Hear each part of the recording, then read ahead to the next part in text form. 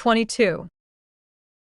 We arrived at the CEO's office on the 28th floor without any obstruction.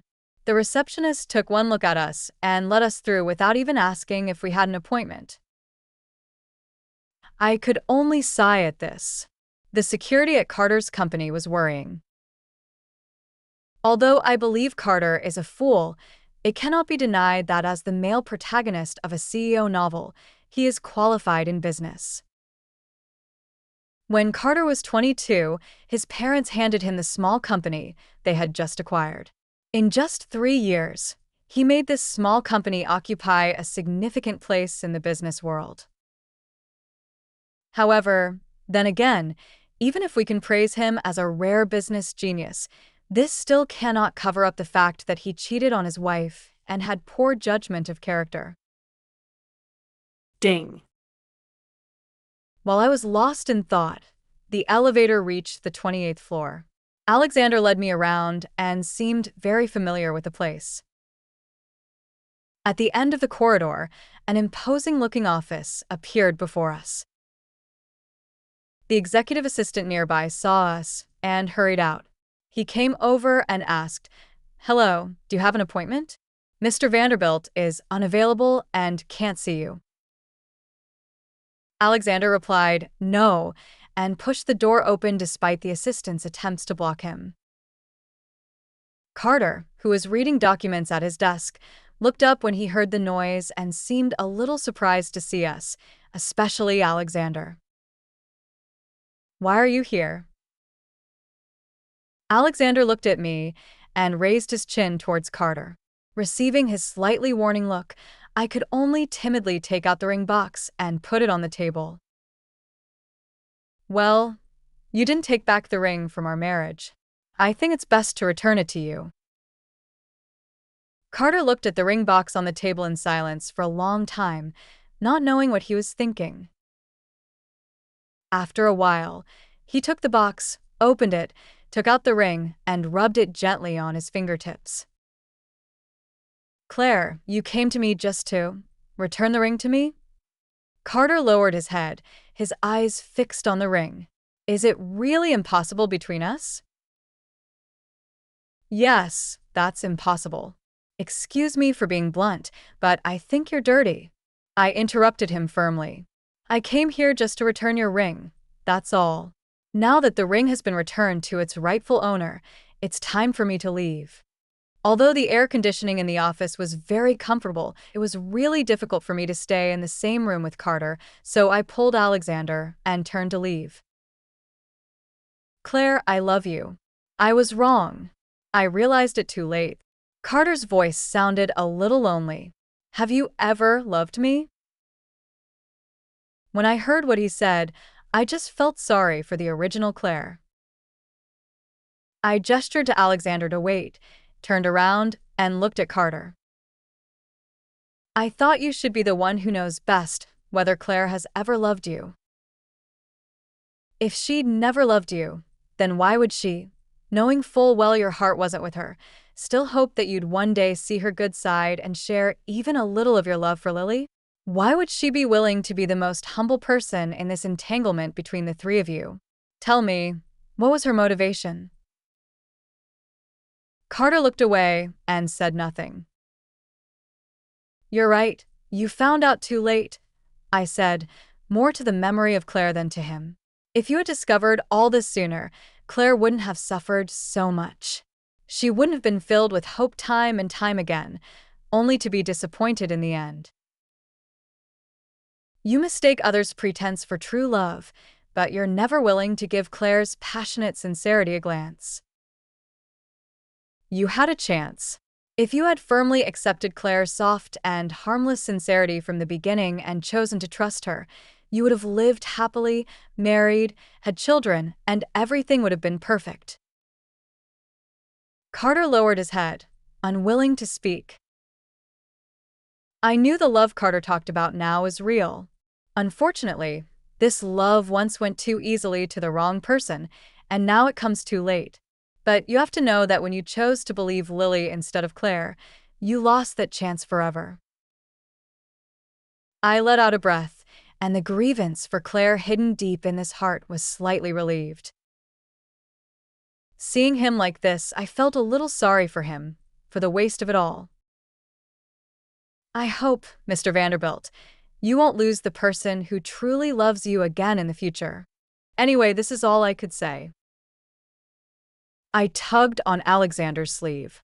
Let's go. Claire, you're right.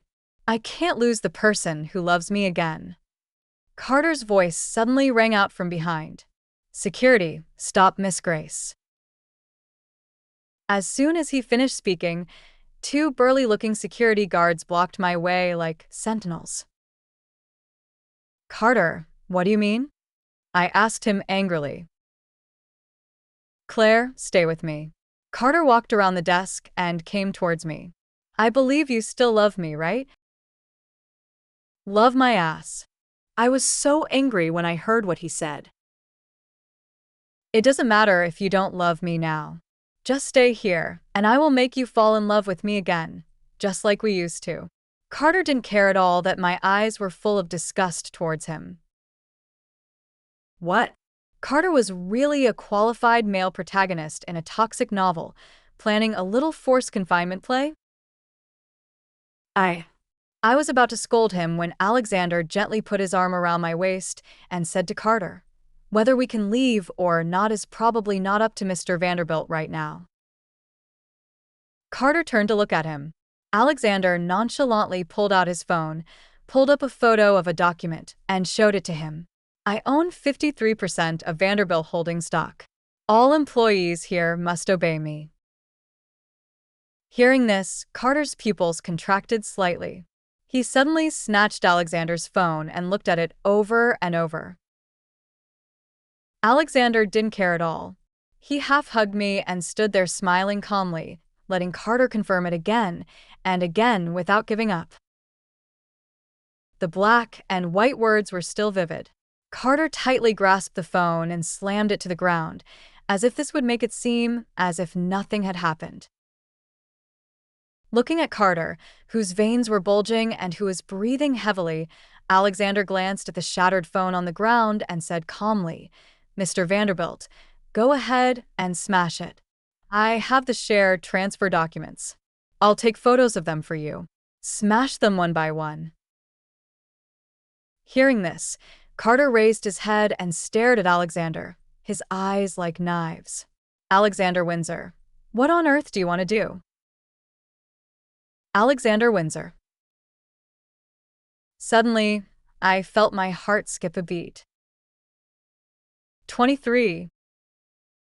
Later in the original plot, Carter mistakenly believed the heroine Claire was sent by a rival company, which led to another wave of heartbreaking and physically painful operations. Theodore, who spoke up for Claire, had been secretly manipulating domestic companies to compete with Vanderbilt Holdings.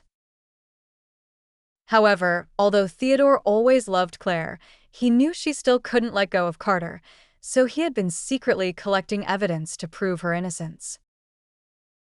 Theodore put all the information materials in an email and sent them to Carter 3 months later. When everything was ready, the east wind helped set fire to the camps. Idiom meaning circumstances aided the plan. Claire was forcibly taken back to the country by Carter, and Theodore followed on the same flight.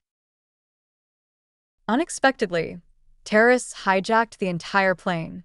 Carter hadn't brought bodyguards because he was in a hurry to take Claire back. As per the terrorists' demands, the plane landed at an abandoned airfield.